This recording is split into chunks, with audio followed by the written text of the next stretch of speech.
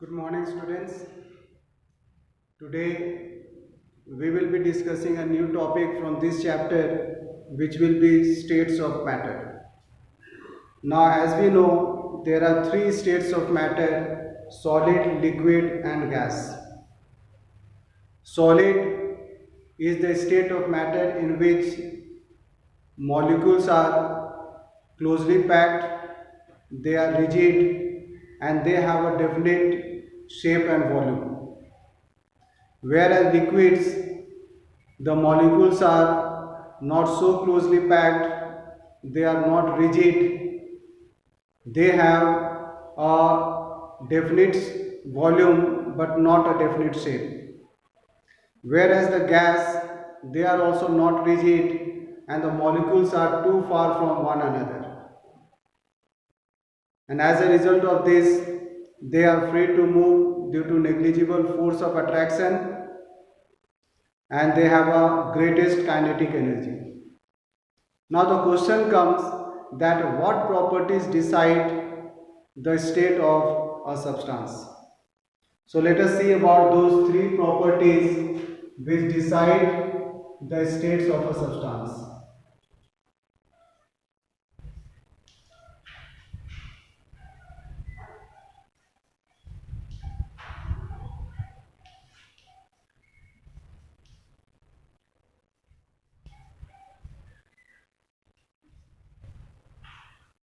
That will decide the state of a substance. First property is the intermolecular space.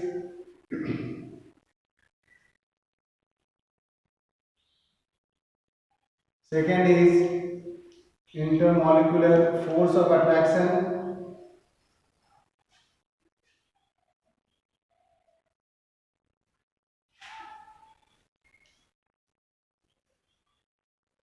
And the third is the kinetic energy of the molecules.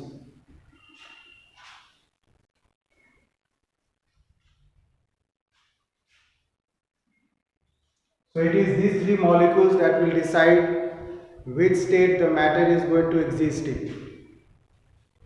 That means if a matter has a very small intermolecular space, has a very strong force of attraction and the kinetic energy is very less, then we can consider the matter to be in a solid state.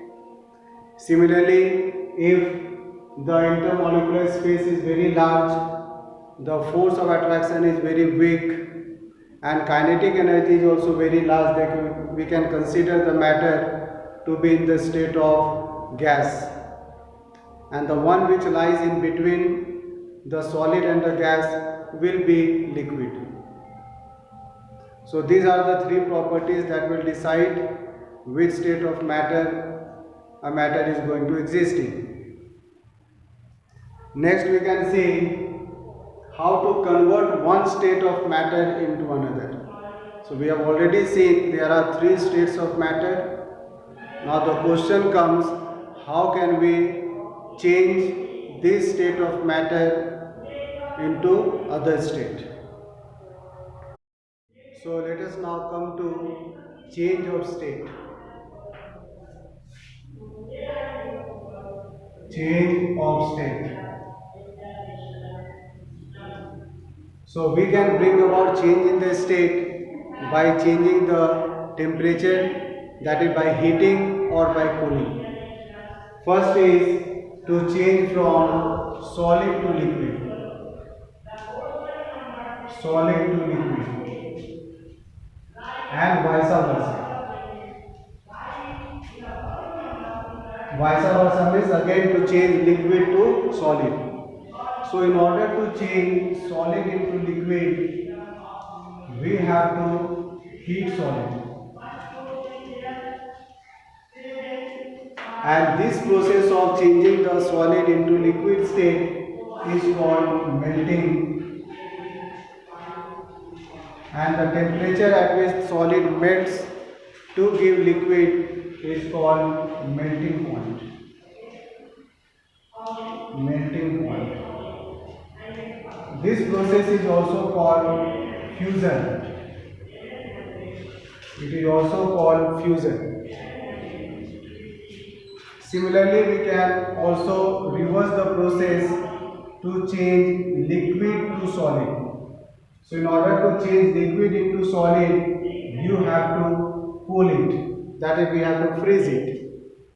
And then we can get solid.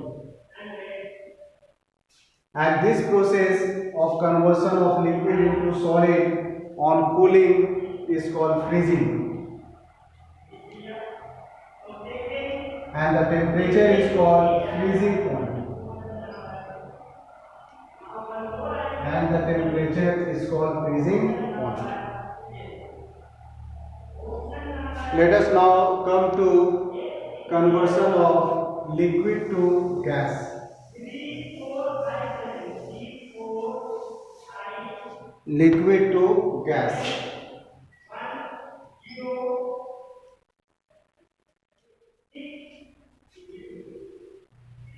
Again, to change from liquid to gas, we have to heat liquid. On heating liquid, it will be changed into gas, and this process is called vaporization or boiling. Vaporization or boiling. And the temperature at which the liquid boils is called boiling point. We can also reverse the process to change from the gas into liquid, but for that case we have to cool the gas. So when we cool gas, we will get liquid. And this process is called condensation process. Condensation process. Now there is one more way by which we can convert solid directly into the gas without changing into liquid. And this process, is called sublimation process. So let us see how can solid be changed directly into gas.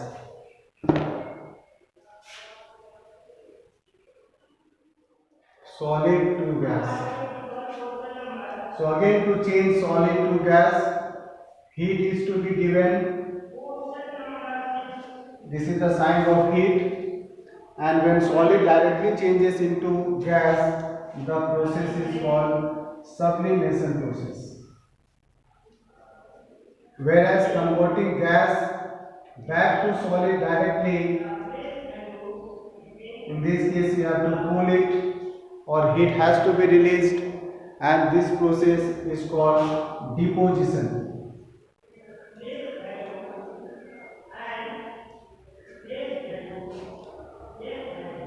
Now there is one term called latent heat.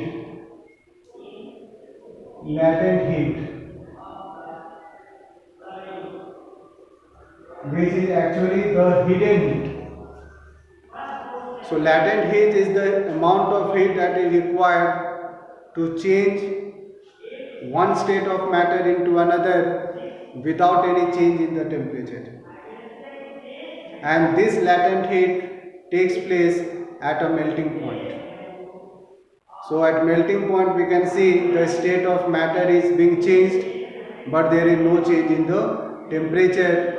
This heat is the latent heat. We can understand this with the help of one example. Suppose we have ice at 0 degrees Celsius, which is the melting point of ice. When heat is given to ice, it melts to give water. Now if you measure the temperature of this water during the melting, still remains at 0 degrees Celsius. So this heat being given to ice to change into water without any change in temperature is called latent heat.